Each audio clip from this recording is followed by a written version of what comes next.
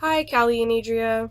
Since I first ever went to Emerald City Comic Con, I'd always thought it would be cool to actually get to work at a Comic Con, and this year I got my chance. You guys know that I work at a store called Hastings, and this year they had a booth at Comicpalooza in Houston.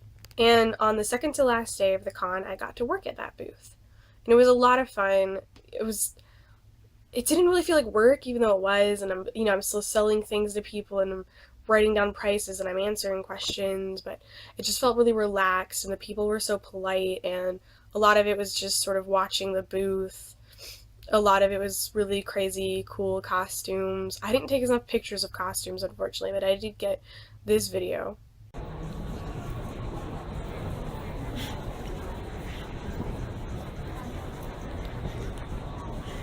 This was my costume that day.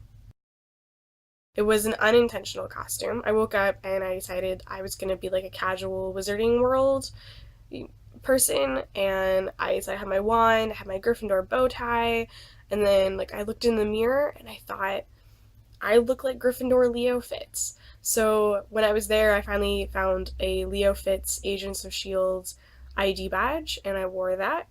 So I was Gryffindor Leo Fitz. I also got a Gemma Simmons badge that day because I think it'd be great to just live my life. Whenever I want to be Leo Fitz or Gemma Simmons, I can be them. I also got some other cool things that day. I got one of the Once Upon a Time graphic novels, and I got it signed by one of the artists, which was really cool.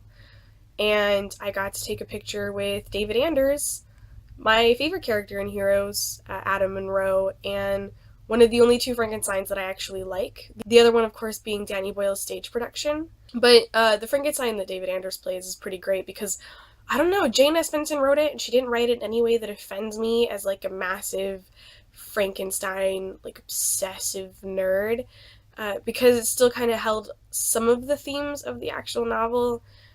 Especially I feel like the way that Victor actually was written and the way that he acted was pretty true to the original Victor Frankenstein.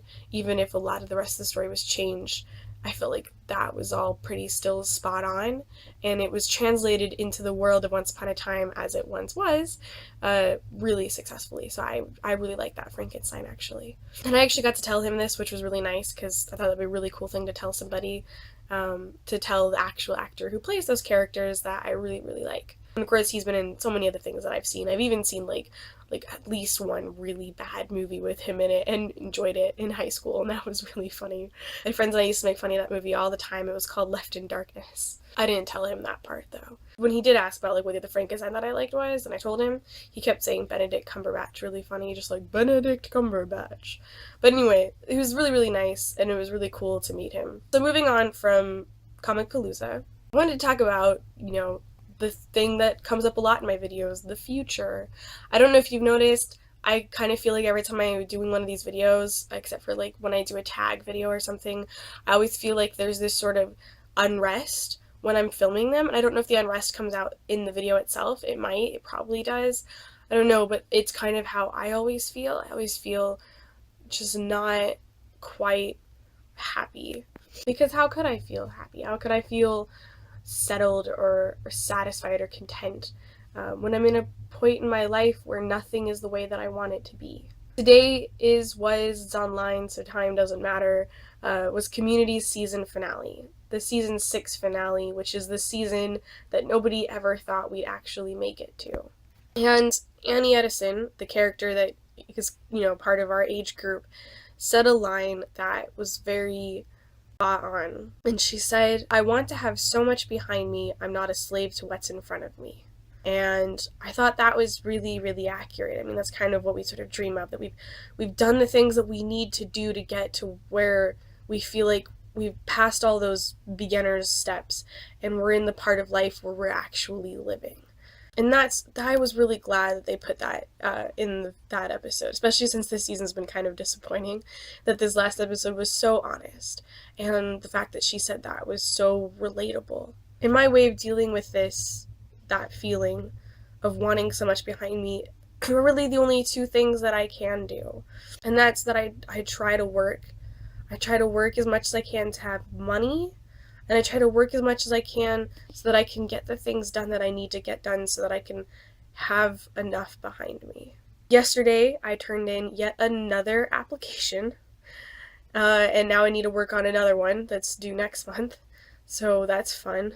But now I'm finally back to writing my book, which is really great. I got to finally write more in my book today, another 1,000 words that I haven't written in a really, really long time, because I suddenly had to write like a 60-page script in a really small amount of time, but I did that and I got that done. I got the rest of the application done. I wrote a biography that, in my sort of rebellious way of, I did a biography last year and why would you want to read about my life again, I wrote about mainly Basil Hodgson, because Basil Hodgson and me, we're pretty close.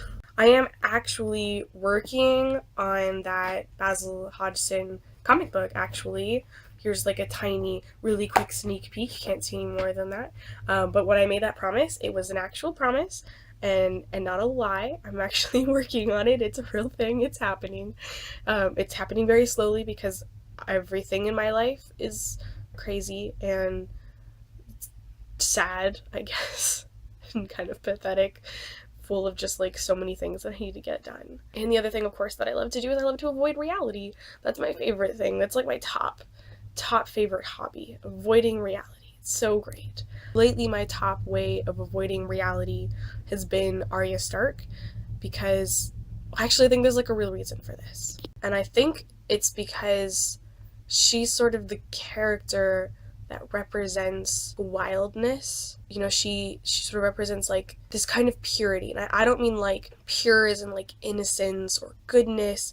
I mean like a pure, like she's purely her and purely a person. She's also very angry, and let's not even get into the fact that she's also not entirely purely her, because she's also, at the House of Black and White in the books, and she's trying to give up her identity that she'll never be able to give up. But we don't need to go on to all that. But what I'm trying to talk about here is that she's kind of always represented not going along with what's expected of you. Society wanted her to be one way and she never could be that way. And she never even tried to be that way because she knew that she never would. And I think that's kind of why in this moment in my life I've become so attached to her. She's always been my favorite characters, but she's never been like the main favorite, and right now she is, and I think that's really the reason why. Because as I said in my video before, 2 videos ago, that I couldn't ever be anything but a writer, because I can't ever be anything other than me. And one of my my biggest fear is not quite failure so much as it is failing so that I am trapped in the life of someone else. Giving in, having to be just another person that goes to a 9-to-5 job because that is what is expected, because that's how you pay the bills and you survive. I want my life to be waking up and writing until I fall asleep. Doing that in different places, if that makes sense. Waking up in different places and writing till I fall asleep. But that, I think, is the only way I would ever feel not quite so restless. And until then, I think I will always feel a little bit wrong. Which is kind of a sad note to end this video on. But I'm going to be visiting you guys soon. Got my tickets. I'm so excited. It's going to be so great. It's going to be better weather. It's a little bit warm over there now, but it's still not in the 80s. So that's really great. It's so hot here, and I keep getting bitten by mosquitoes. I'll see you guys in person soon.